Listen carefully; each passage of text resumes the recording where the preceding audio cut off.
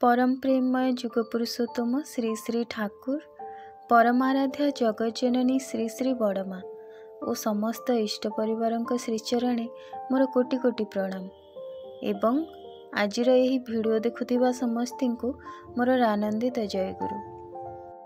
आजिर उपस्थापना प्रसंग रे एक सुंदर विषय रही। आपण माने वीडियो को शेष पर्यंत देखिबे। जदि वीडियोटी आपण मानकु भल लागिबो तेबे चैनल को सब्सक्राइब करबा पई भूलिबेनी। भगवान श्रीकृष्ण हुंतु अबा भगवान रामचंद्र से जो विधान देइछंती बा जो पथ अनुसरण करी आमको चलिबाकु हुए तार बाणी मध्य दे जाइछंती। आमे तो सही विधान ग्रहण करी चली पारि थांते। तेबे भगवान को बारंबार ए धरा पृष्ठ रे अवतरण करबाकु काहेकि हुए? तेबे से रामकृष्ण परमहंसंकर आविर्भाव हेउ, चैतन्य महाप्रभुंकर आविर्भाव हेउ बा श्री श्री ठाकुर अनुकूल चंद्रंकर आविर्भाव हेउ, एहार कारण भगवान निजे कहती, मु जदि तुमको समस्त ज्ञान दे दे थांती तेबे तुमे माने कोन मते मने पकई थांत?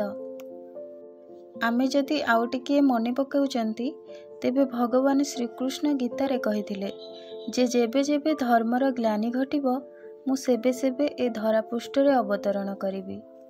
श्री श्री ठाकुर अनुकूल चंद्र मध्य ए जुग माफिक एक बाणी देइछंती, धर्म जोखुन विपाक बाहुने व्यर्थ अर्थे धाए, प्रेरित अवतीर्ण हए पापी परित्राण पाए।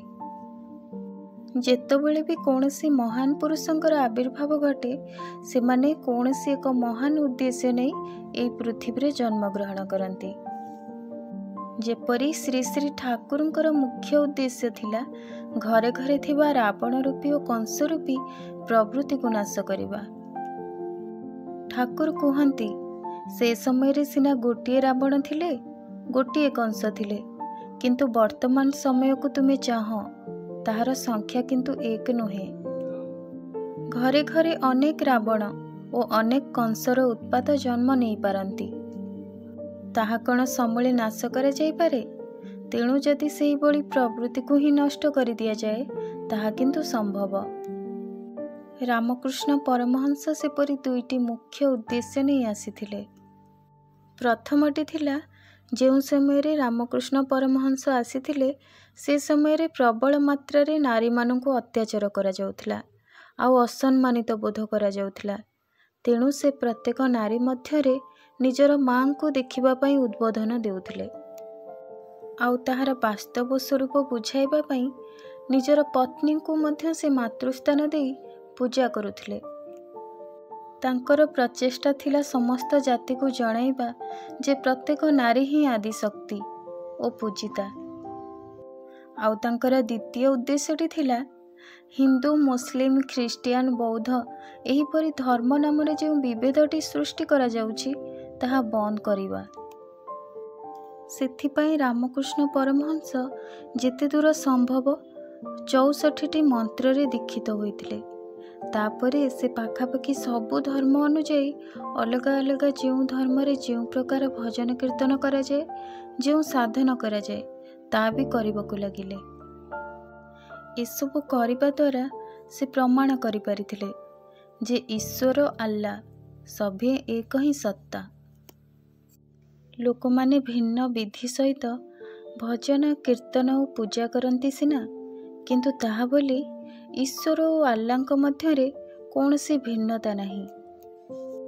गोटे दिन जेतेबेले रामकृष्ण परमहंस रोगरे पीड़ित थिले सेही समय रे से विवेकानंद को बार बार की कहउथांती, मोहि सेही अर्थात मोहि भगवान। विवेकानंद किंतु मन मध्यरे संशय आनिले जे सतरे कण ये होउछंती भगवान। तेणु से रामकृष्ण परमहंसंकर परीक्षा नेबाकु चिंता करी सेही समय रे कोनसी शब्द न करी चुपचाप भावरे गृहर बाहर को चली आसिले आउ मन मध्यरे भाबिले एही समय रे जदि ठाकुर कहंती जे मु भगवान ताहाले मोर निश्चय विश्वास होई जिवो जे से हेउचंती भगवान। एहा भाबिबार तत्क्षणात ही रामकृष्ण परमहंस शोइथिबा अवस्था ବଡ଼ କଷ୍ଟରେ କରଲେଉଟାଇ ବିବେକାନନ୍ଦଙ୍କ ଆଡ଼କୁ ଚାହିଁ କହିଲେ, କିରେ ନରେନ, ଯିଏ ରାମ ସିଏ ହିଁ କୃଷ୍ଣ, ମିଳିତ ହୋଇ ଦୁହେଁ ରାମକୃଷ୍ଣ। ତୁ ଏବେ ବି ଅବିଶ୍ୱାସ କରୁଛୁ? ଏହା ଶୁଣି ଚମକି ପଡ଼ିଲେ ବିବେକାନନ୍ଦ। ମୁଁ ବାହାରକୁ ଆସିଛି ବୋଲି ତ ସେ ଜାଣିନଥିଲେ। ମୁଁ ମନରେ କ'ଣ ଭାବୁଛି ବା ସେ ବିଷୟରେ କିପରି ଜାଣିଲେ? ସେହିଦିନଠୁ ହିଁ ବିବେକାନନ୍ଦ ଆଉ କେବେ ତାଙ୍କର ଠାକୁର ରାମକୃଷ୍ଣ ପରମହଂସକୁ ଅବିଶ୍ୱାସ କରିନାହାନ୍ତି। କାହିଁକି ନା ସେ ଚିହ୍ନି ପାରିଥିଲେ ତାଙ୍କର ଭଗବାନଙ୍କୁ। ସେହିପରି ଆମେ ଯେଉଁମାନେ ଶ୍ରୀ ଶ୍ରୀ ଠାକୁର ଅନୁକୂଳଚନ୍ଦ୍ରଙ୍କର ଦୀକ୍ଷିତ, ଆମେମାନେ ନିଶ୍ଚୟ ହିଁ ଜାଣନ୍ତି ଶ୍ରୀ ଶ୍ରୀ ଠାକୁରଙ୍କର ଉପସ୍ଥିତି ଓ ତାଙ୍କର ଦୟା, ତାଙ୍କର କୃପା, ତାଙ୍କର ଶକ୍ତି ଓ କ୍ଷମତା। ସେଥିପାଇଁ ବର୍ତ୍ତମାନ ସମୟରେ ତାଙ୍କୁ ଅନ୍ଧ ଭାବରେ ଭଗବାନ ବୋଲି ମାନି ନେଇଛନ୍ତି।